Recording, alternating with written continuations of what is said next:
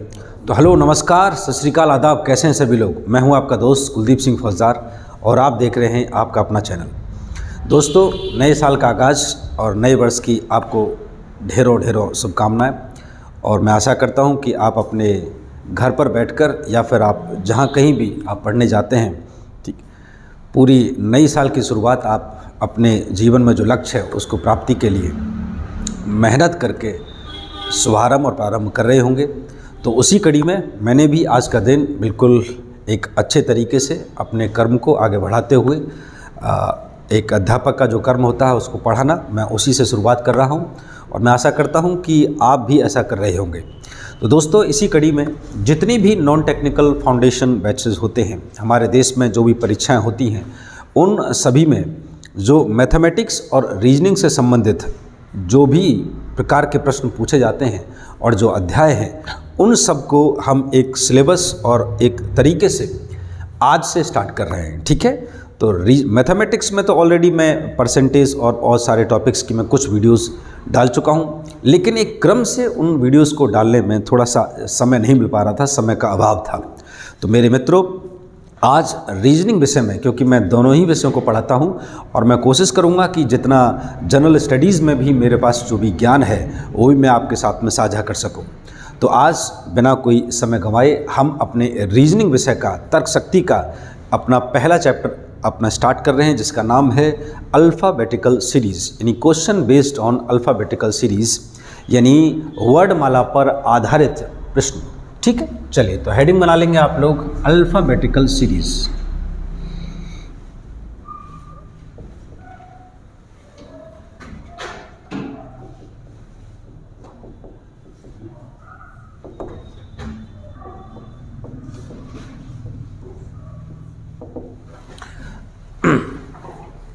देखिए दोस्तों, अगर हम अल्फ़ाबेट की बात करें तो अल्फ़ाबेट में सबसे पहले अल्फ़ाबेट, तो कौन सी अल्फ़ाबेट? English alphabet. और इंग्लिश अल्फ़ाबेट के अंदर यानी ABCD, तो A से लेकर Z तक इस चैप्टर की डिमांड रहती है कि A से लेकर Z तक जो प्लेस वैल्यू है, यानी हर लेटर का जो स्थान है वो आपको पता होना चाहिए। A से लेकर Z तक, जैसे कि अगर मैं कहूँ A से लेकर Z तक मैं पूरी ABCD लिखता हूँ, तो बाएं ओर से, लेफ्ट से A का स्थान कौन सा है? पहला आता है। और दाईं ओर से Z का स्थान कौन सा आता है? पहला आता है। लेकिन अगर मैं लेफ्ट से देखूँ तो दोनों का यानी क्या, पहला स्थान और Z का कौन सा? 26वां स्थान। इसी प्रकार से अगर मैं यहाँ C लिखूँगा तो कौन सा स्थान? तीसरा। इसी प्रकार से मैं X लिखूँगा तो X का कौन सा स्थान? 24वां। लेकिन किधर से सारे के सारे ये स्थान? ये सारे के सारे स्थान है लेफ्ट से, यानी बाएं से।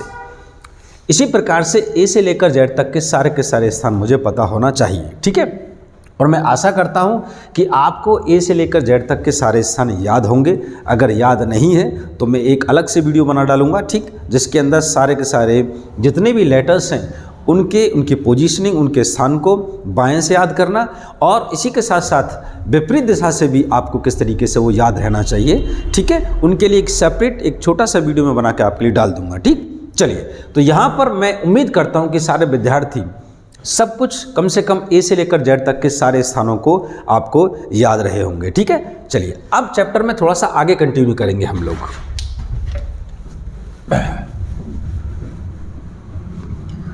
चलिए देखिए, सबसे पहली बात अगर इस चैप्टर में करी जाएगी तो क्या बात बनेगी? बात ये बनेगी कि सीरीज़। अब सीरीज़ किस प्रकार से, जैसे कि मैं आपसे बात करूं, जो सीरीज़ बनेंगी हमारी, जो श्रेणी बनेंगी, जो श्रेणियां हैं, वो श्रेणियां 5 प्रकार की श्रेणियां आपसे मिनिमम, मैक्सिमम तो देखिए करीब 13 से 14 प्रकार की श्रेणियां पूछी जाती हैं एग्जाम में। लेकिन जितने भी फाउंडेशन कोर्सेज होते हैं उनके अंदर लगभग कितना, 5 प्रकार की जो आपकी सीरीज़ है वो क्या रहती है? कॉमन रहती है। ठीक, जैसे कि सवाल किस प्रकार से रहता है कि अंग्रेजी वर्णमाला, तो अंग्रेजी वर्णमाला यानी इंग्लिश अल्फ़ाबेटिकल सीरीज़ कहाँ से शुरुआत कर रही है? आपकी A से शुरुआत कर रही है। तो A से लेकर अगर आप चलते हैं कहाँ तक जाएंगे? आप M तक जाएंगे, और M के बाद में आप शुरुआत करते हैं N से, और N से कहाँ तक जाते हैं आप लोग? आप जाते हैं Z तक। मेरे दोस्तों, पूरी की पूरी अल्फ़ाबेटिकल सीरीज़ जो है आपकी, इसके अंदर 26 लेटर होते हैं। कितने लेटर होते हैं? 26 लेटर होते हैं। और यहाँ पर जो A से लेकर M है, इसमें कितने लेटर हैं? इसमें 13 लेटर हुए, और एन से लेकर जेड है, एन से लेकर जेड में कितने लेटर हुए, इसमें भी आपके 13 लेटर हुए। तो 13 + 13 हाउ मच, 26 हो गया।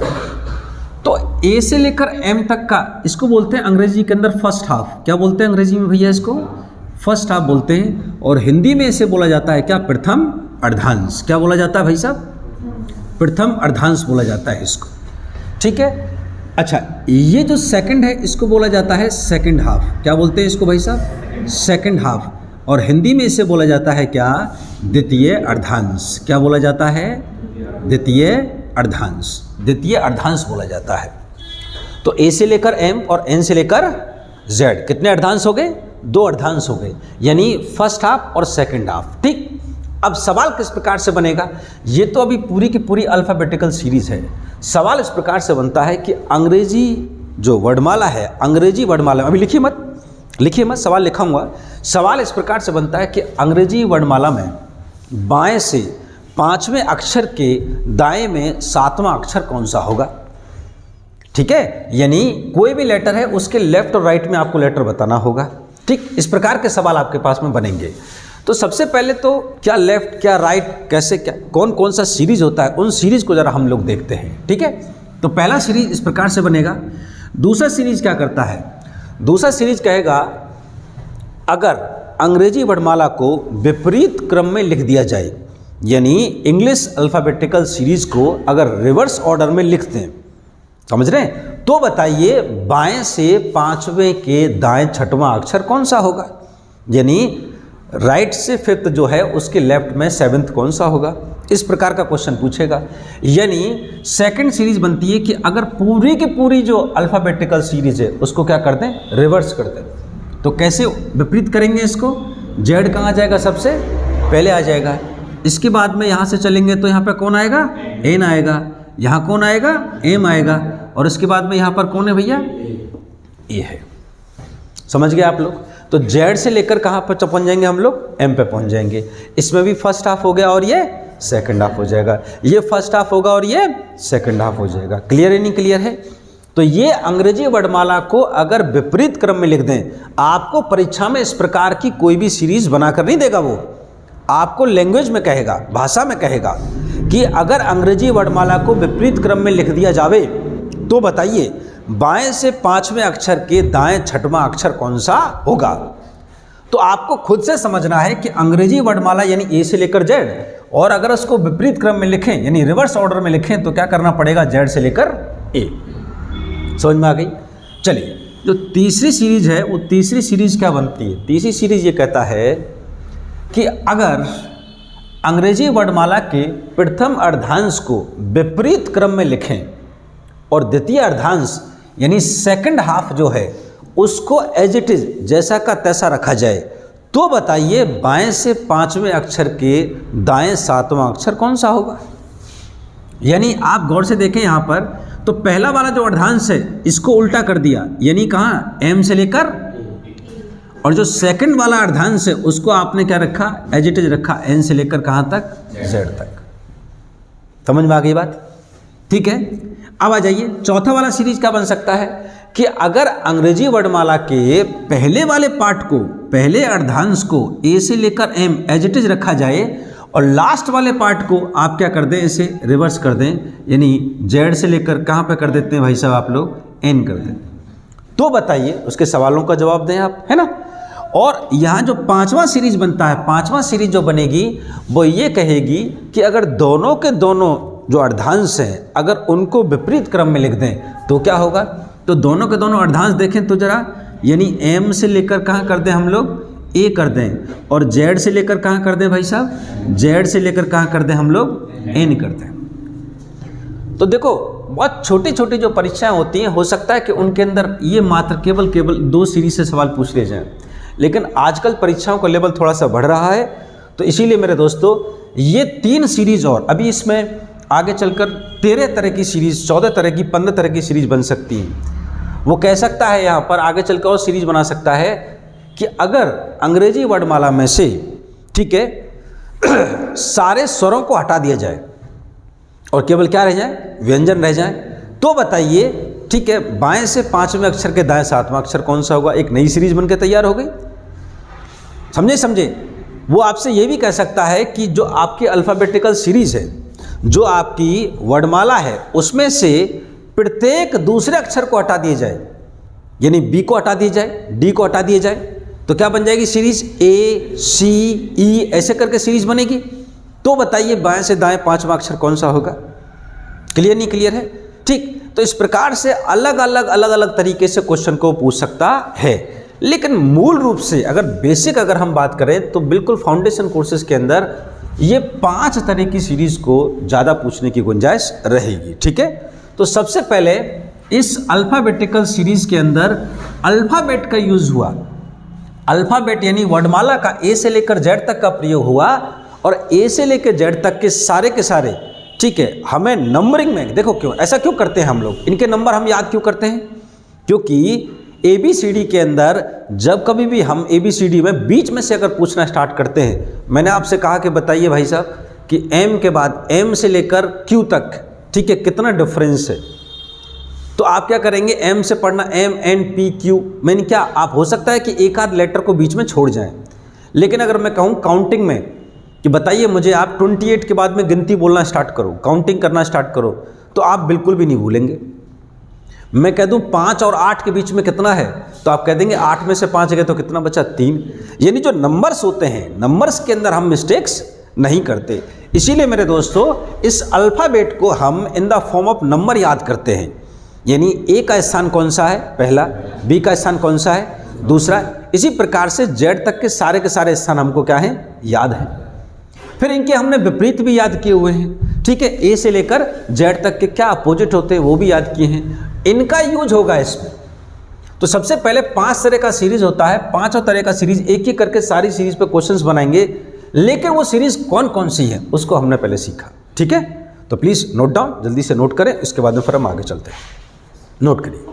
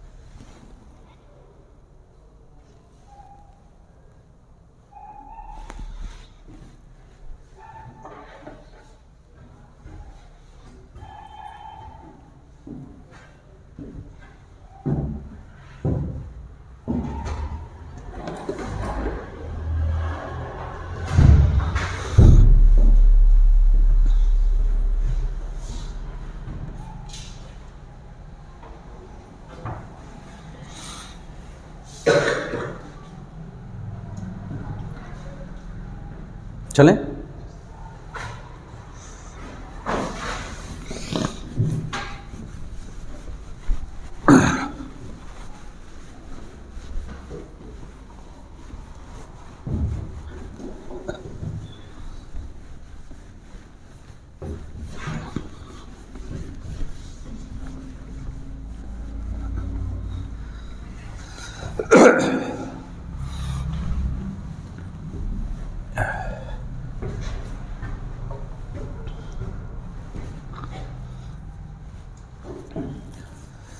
चलिए दोस्तों, ठीक है, आगे कंटिन्यू करते हैं इसके आगे। अब देखिए, सबसे पहली बात, सबसे पहली सीरीज जो बेसिक सीरीज है हमारी, सीरीज नंबर 1, यानी ए से लेकर कहाँ पे, ए से लेकर एम की बात होगी, फिर इसके बाद में एन से कहाँ स्टार्ट होगा, जेड तक। ये हमारी बिल्कुल बेसिक सी और जो पहली जो वर्णमाला होती है, ठीक है, उसी को हमने लिया है सबसे पहली सीरीज, उस पर हम काम करते हैं। देखो, अगर मैं आपसे ये कहूँ कि इस पूरी ABCD में, ठीक है, बाएं से लेफ्ट से, ठीक है, 9th नंबर पर कौन है, तो बताइए कौन सा लेटर होगा इस पूरी ABCD के अंदर, इस सीरीज के अंदर।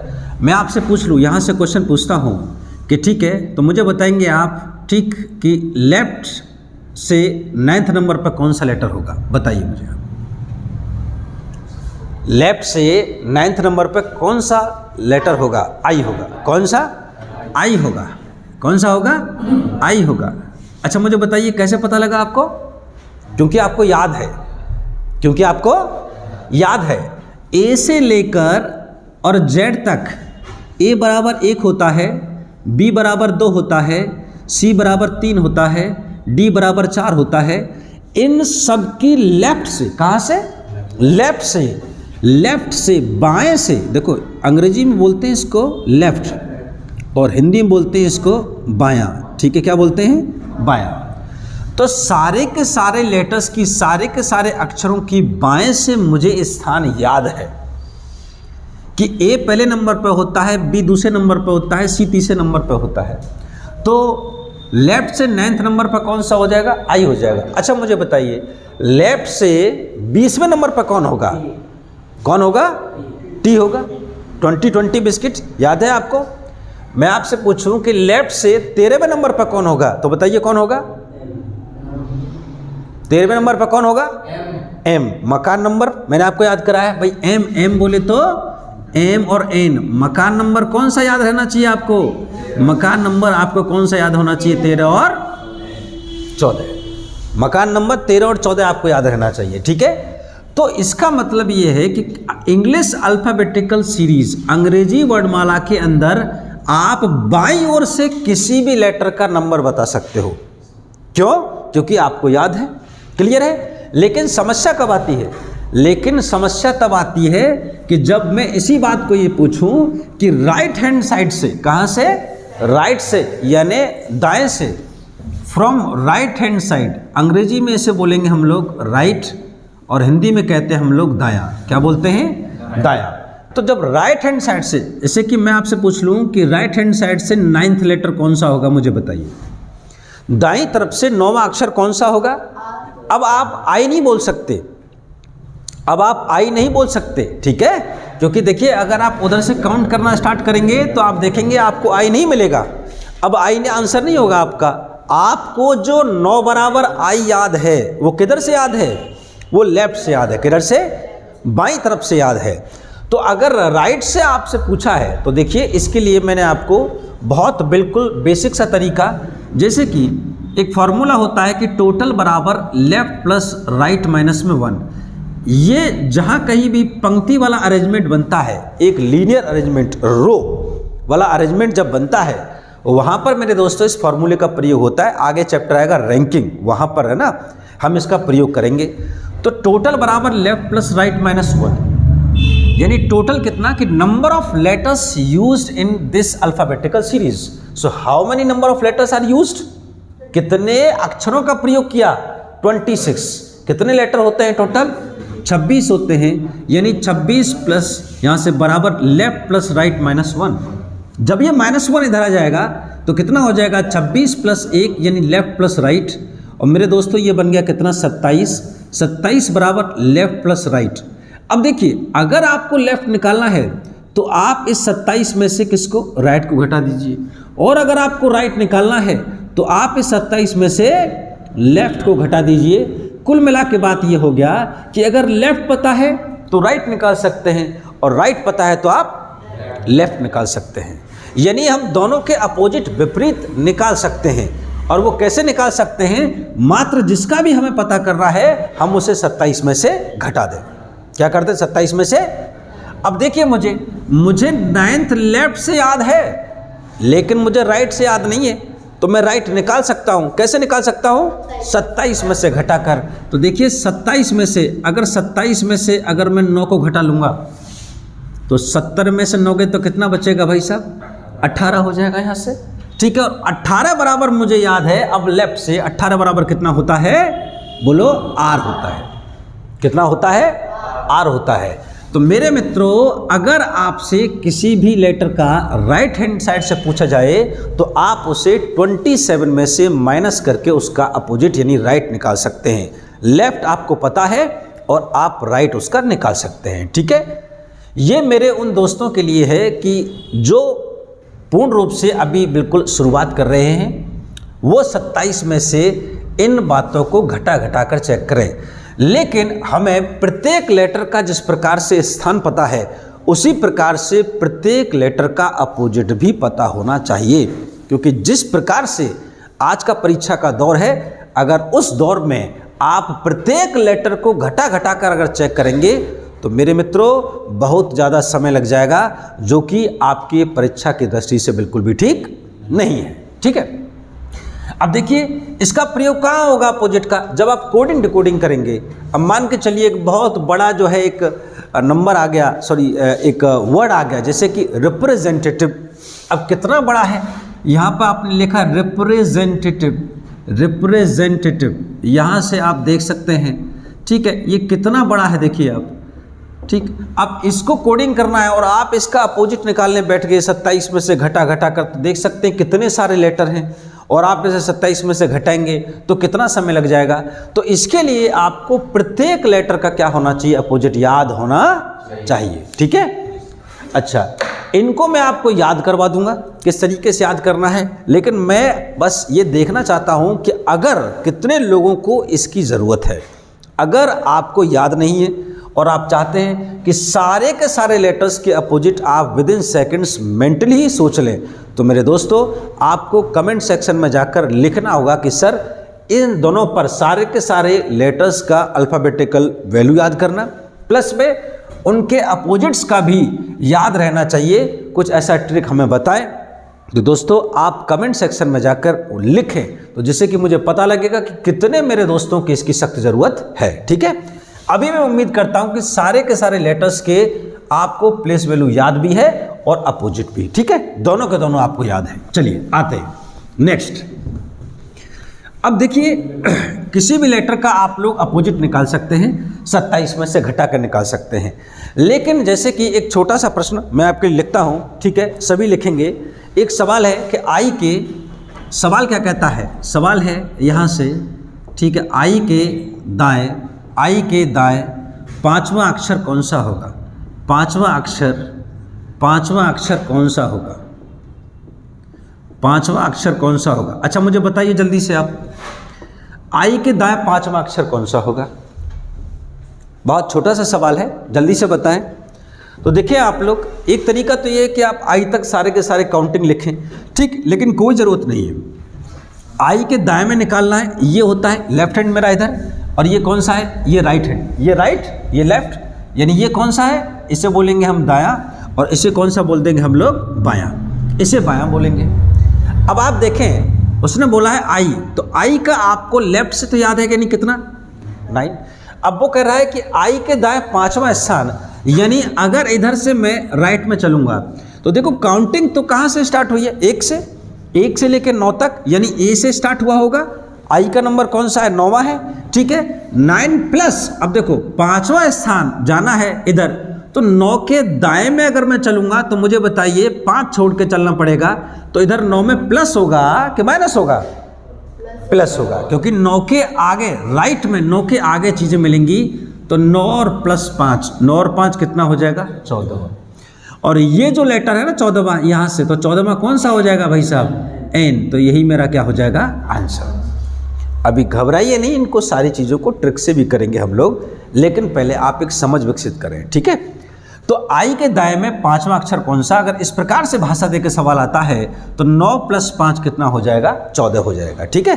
तो आसानी से, तो यानी लेफ्ट, किसी भी लेटर का अल्फ़ाबेटिकल सीरीज के अंदर हम लोग लेफ्ट से हमें याद है, राइट से हम निकाल सकते हैं, यानी अपोजिट, ठीक है। लेफ्ट से राइट, राइट टू लेफ्ट, विपरीत निकाल सकते हैं 27 में से घटाकर। अगर आपको याद है अपोजिट और सारी की सारी लेटर्स तो बहुत अच्छी बात है, ठीक है, और आपको करना भी चाहिए। अगर किसी कारणवश आप भूल जाते हैं तो आप 27 में से घटा लेंगे। इसके बाद अगर मान के चलिए एग्जैक्ट नहीं, उसके दायां बाएं में कुछ स्थान छोड़कर, क्योंकि इनका प्रयोग होगा, कुछ छोड़कर अगर आपसे पूछा जाता है तो मेरे दोस्तों आप यहाँ पर प्लस करके और माइनस करके भी क्या कर सकते हैं, आंसर कर सकते हैं। जैसे कि अगर आई का 5वां बाएं में पूछ लेता, लेफ्ट में पूछ लेता, तो देखो 9th के लेफ्ट में इधर प्लस करेंगे कि माइनस, माइनस, तो 9 में से 5 चले जाते तो 4, यानी कौन सा हो जाता, डी हो जाता। तो हम अभी क्या बिल्कुल बेसिक से शुरुआत कर रहे हैं, चीज़ों को समझ रहे हैं, एक एक करके समझेंगे। तो 9 में से 4 जाएगा तो क्या बचेगा, 5 बचेगा, ठीक है, ठीक, ओके। चलिए नोट करिए इसे।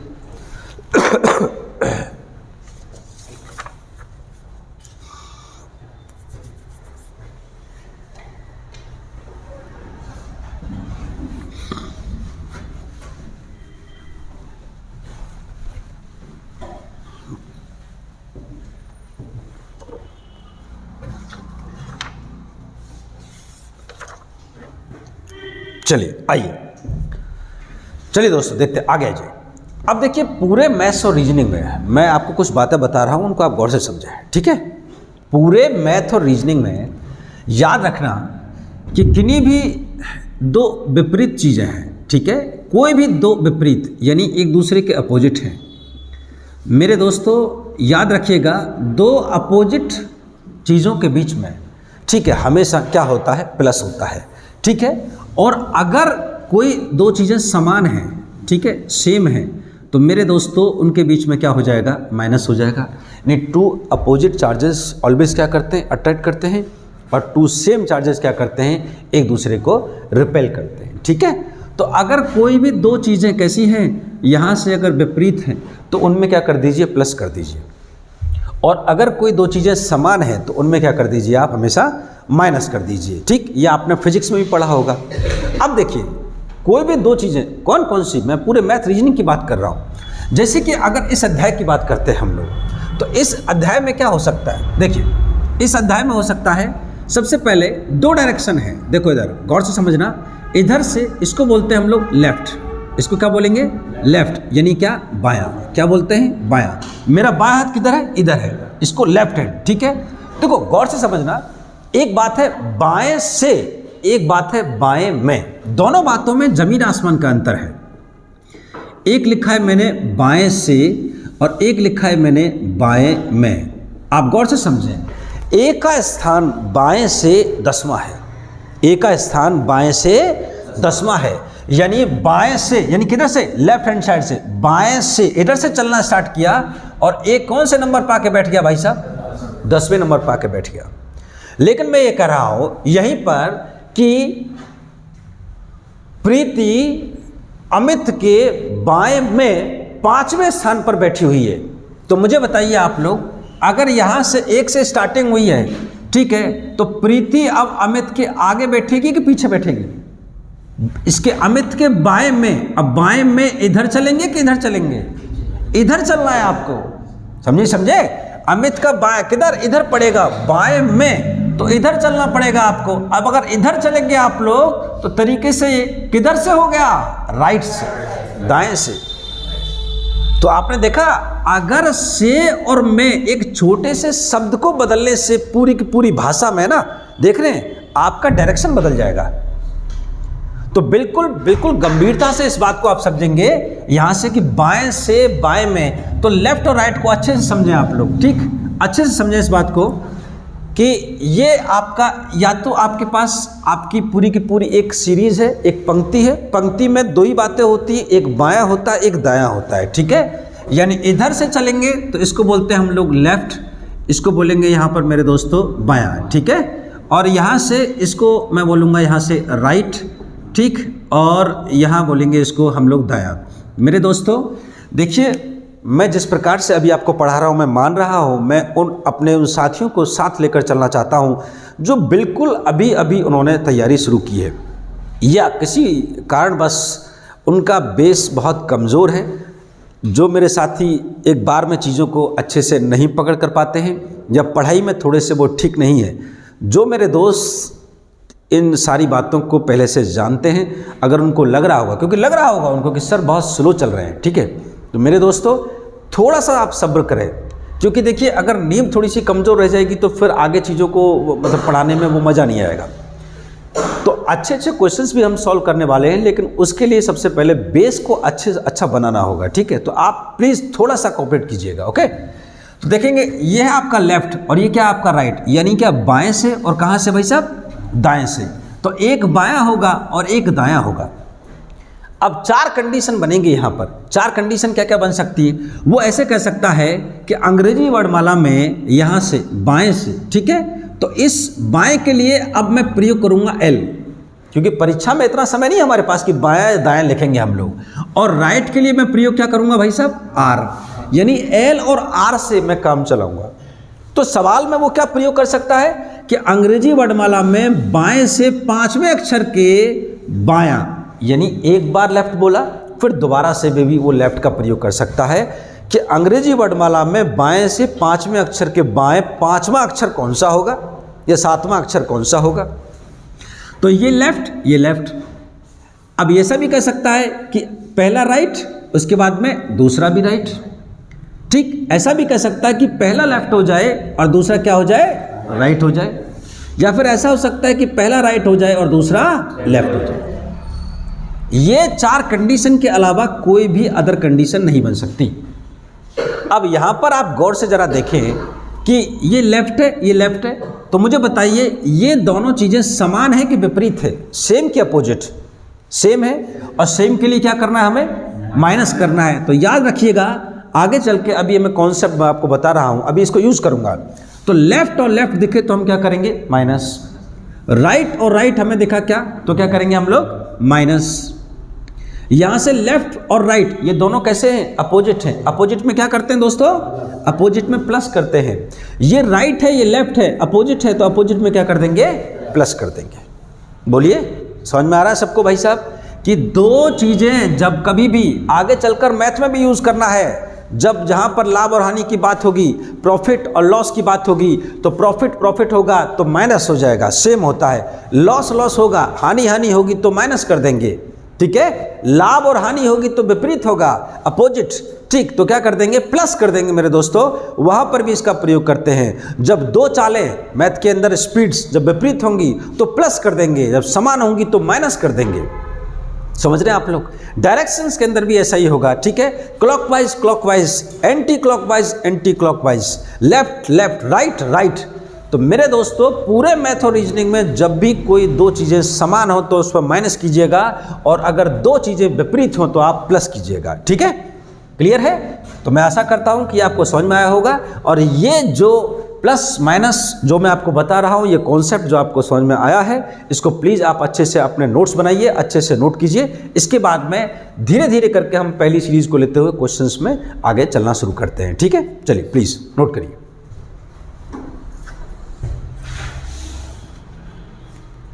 कैन आई रब इट, चलें।